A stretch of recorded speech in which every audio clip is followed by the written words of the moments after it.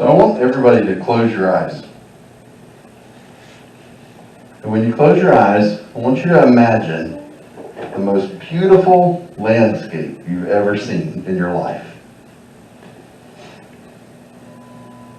Whether that be oceans or rivers or mountains. Does it have trees? Or no trees at all? Do you have that picture in your mind? I want you to open your eyes. I want you to realize that God made that. He made everything else also. The things that you haven't seen. From black holes to galaxies so far away that you can't even comprehend the distance that they are from us.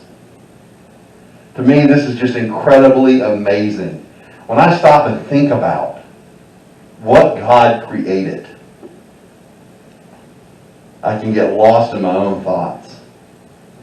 Genesis 1:1. In the beginning, God created the heavens and the earth. But what's amazing is He wasn't done. After everything else was formed, God created one more thing. It was like the cherry on top of the sundae.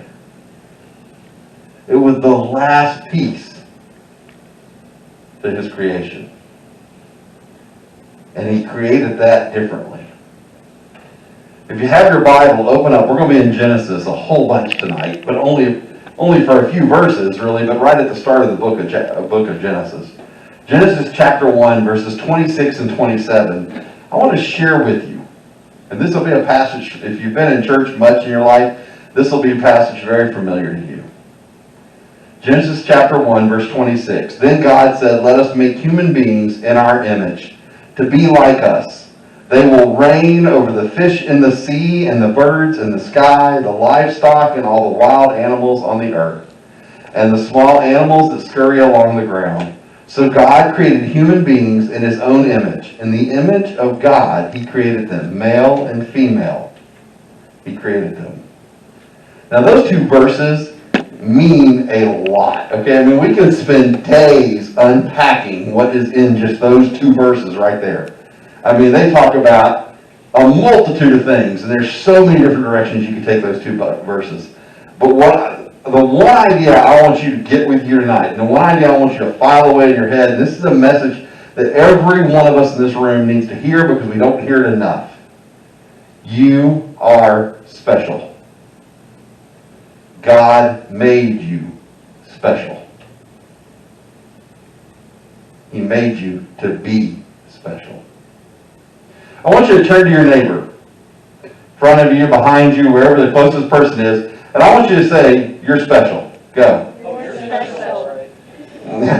Now I want you to turn to another neighbor and say, "You're special too." You're special. You're special. You're special.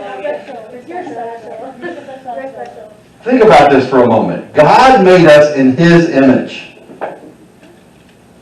That's a big deal. Remember, that's a huge deal. But that's not all God did. That would have been enough. If God would have just made us in His image and stopped, that would have been plenty. But God didn't stop there. Flip over to Genesis chapter 2, verse 7.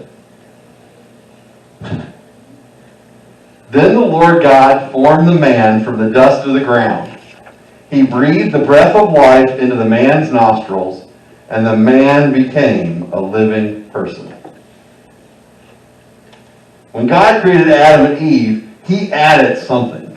It's sort of like the special sauce, you know? A Big Mac would just be a hamburger if it didn't have the special sauce on it, okay? When God created Adam and Eve, He looked around and He said, "I want this part of my creation to be different than every other living creature." So He gave them a living soul. He breathed life into them. Our soul is what makes humans different from all other living creatures. There are no other creatures on this planet that have a soul. Wait, actually? Right, actually. Everyone you've ever seen or met was created in the image of God with a living soul. And these next few weeks are going to be all about, matter of fact, starting tonight for the next month is going to be all about understanding that not only do we have a soul, but how we should take care of our soul. Because see, that's a problem for a lot of us. A lot of us do a pretty lousy job of maintaining the soul that God breathed into us. This past Saturday night we watched the Disney movie Soul, and if you haven't seen it yet, I encourage you to watch it if you have Disney Plus. It's well worth the hour and about 40 minutes it takes to watch it. Because it talks a lot about souls. And it really has a telling story about how you take care of your soul or you don't take care of your soul, and what you put into your life and what you don't put into your life. But have you ever really thought about what is a soul? I'm not talking about the bottom of your shoes here. What is an S-O-U-L? You know, unfortunately, the Bible doesn't really give us a good word-for-word definition of the word soul. The best way that I can come up with an answer for you is that your soul is the part of you that will live forever. You see, when we die, the day is going to come that your body is going to pass away. You're going to go back to the dust you were created from.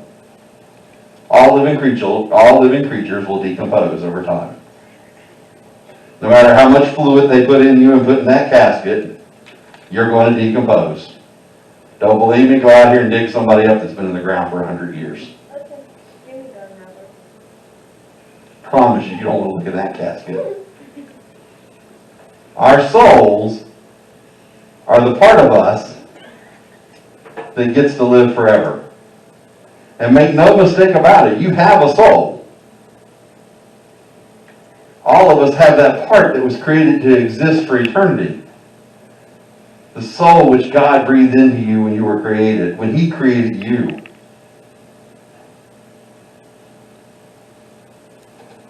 And I want to start our journey talking about the soul tonight, thinking about Sabbath.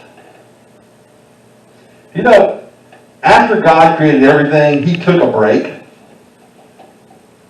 And I never really thought much about that. I've taught the creation story thousands of times, read it over hundreds of times in my mind. But when God took His break, He called it a Sabbath. And Sabbath, it's up on the screen, simply means rest. Now, I never really thought much about God taking a rest, but do you really think God needed a rest after creating everything? Do you think God looked down on the earth and said, whew, that was a rough 7 days, I need to take a nap?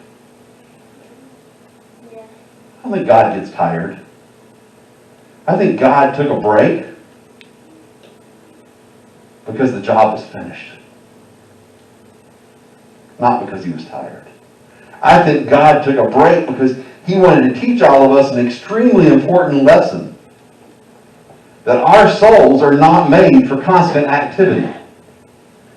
And to keep our souls healthy, we need to stop and rest. We need to just find time to slow down.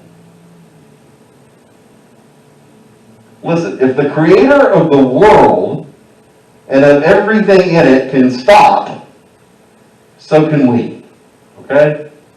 If God can take a rest, there is nobody in this room that's beyond taking rest.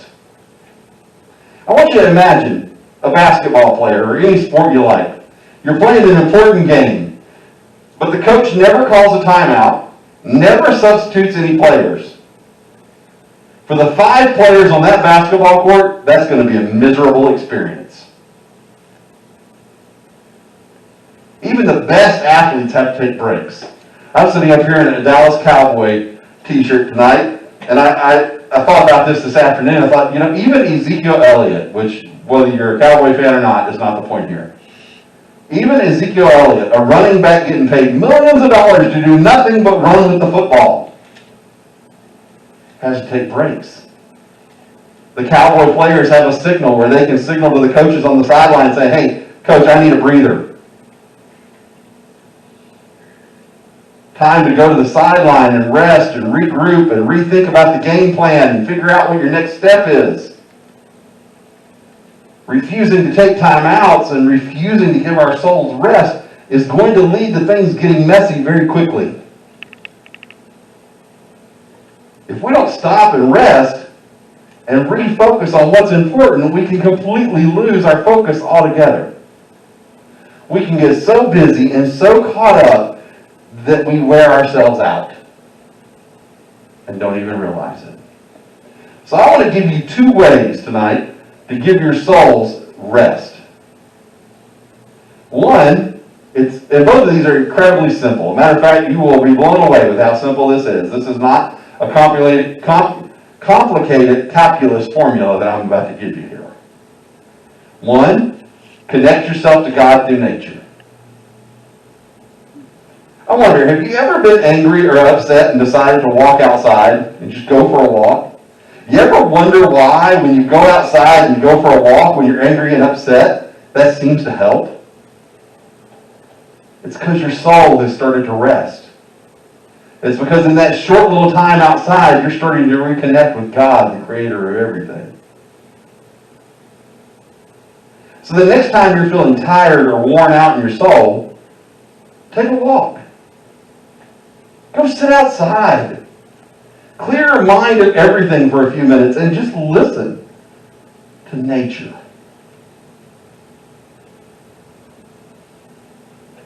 Listen to the kids that are playing across the street and laughing and having fun. Listen to the birds. Listen to the neighbors that are having conversations and enjoying life as they cook out outside. Take everything in. It's amazing how being present in God's creation can connect us with the Creator. And you guys know, hands down, I am not a peace, love, tree-hugging type of guy, okay? I am not. But I love sitting outside. Meredith and Kelsey can tell you because they see me doing it all the time, especially at our current house. We have 2 gliders in my front yard, and I will just go and sit on the glider.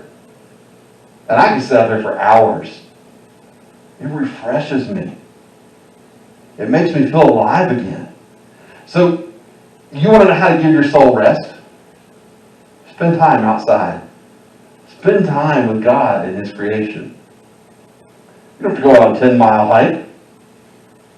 Just go sit out on your back porch. Find a big shade tree and lean up against it. Lay in the front yard and stare at the clouds and think about what they look like. The second thing you can do when you start feeling like you're worn out and you need to give your soul rest is connect yourself to God through prayer. You know, our personal relationship with God is an incredible source that we really take full advantage of. We all need to talk to Him way more than any of us really do. A matter of fact, I would even go so far to challenge you that the 5 minutes of prayer time on Wednesday nights is probably an eternity for many of you. You think, what am I going to pray about for 5 minutes? Oh my gosh. Yet when you sit down and talk to your best friend, you have no problem talking for hours on end. When your soul feels overwhelmed, spend a minute in prayer. Thank God for the blessings in your life. Ask Him to guide you and to speak into your heart in those moments. Ask Him to calm your worries and your nerves. Yeah, I'm going to tell you, it works.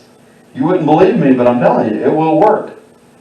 When you're stressed out and worried, take a moment. Take a deep breath. Let it out by the count of 10 and just say, okay, God, calm my soul. And it is amazing how peaceful you will feel afterwards. I want you to flip over in Psalm 62 with me. Psalm 62. It's the middle of the Bible, pretty easy to find. We're just going to look at verses 1 and 2. I wait patiently before God, for my victory comes from Him.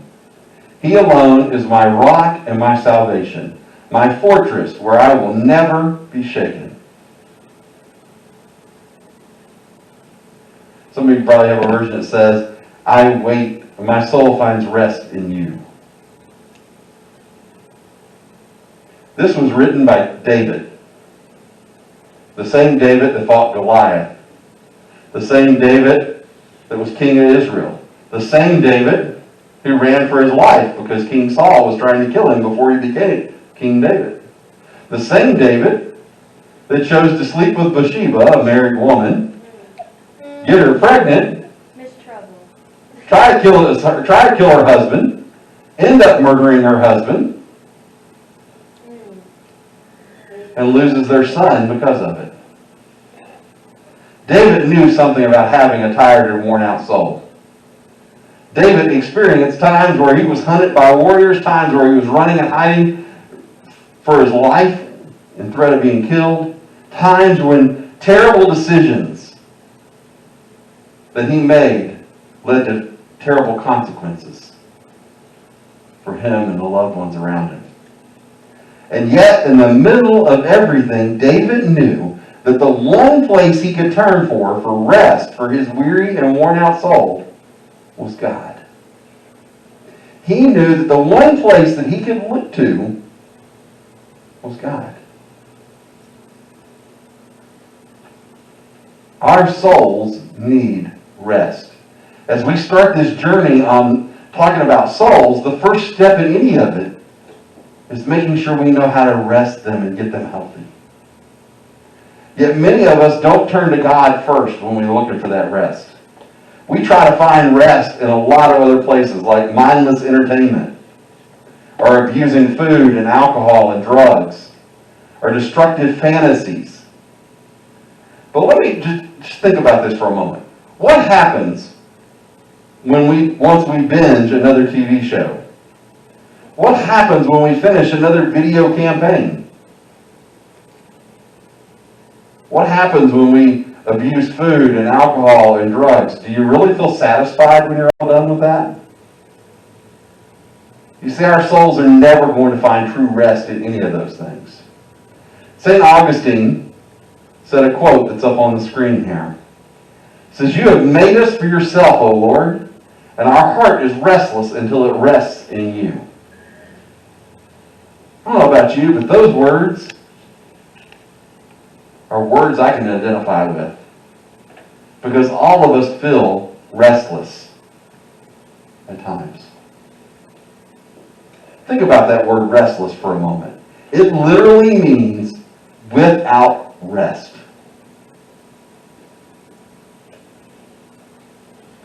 I wonder, how many of you are trying to find Sabbath rest in the things that only leave you more tired and broken? The honest truth is, God created you to be with Him, and your soul was only going to find rest in Him. So we all need to stop running away from the one who created us and run to Him and find the rest that we really and truly need. So as we get ready to close, as I close up and get ready to send you to small groups, I have a challenge for you this coming week. Number one, find a few minutes every day in the next 7 days to spend time in nature. Just a few minutes outside can provide rest for your soul. It can help you refocus your mind on the Creator of everything. It can help calm a lot of anxiety and stress. The second thing I challenge you to do is spend 1 more minute in prayer every day this week. Our souls desperately need to spend time with God to be satisfied. Some of you, you don't pray daily. So maybe right now the challenge is for you just to spend 1 minute every day for the next 7 days talking to God. You really want to get daring? Do 1 minute on the first day, 2 minutes on the second day, and just add to it and see where you can get.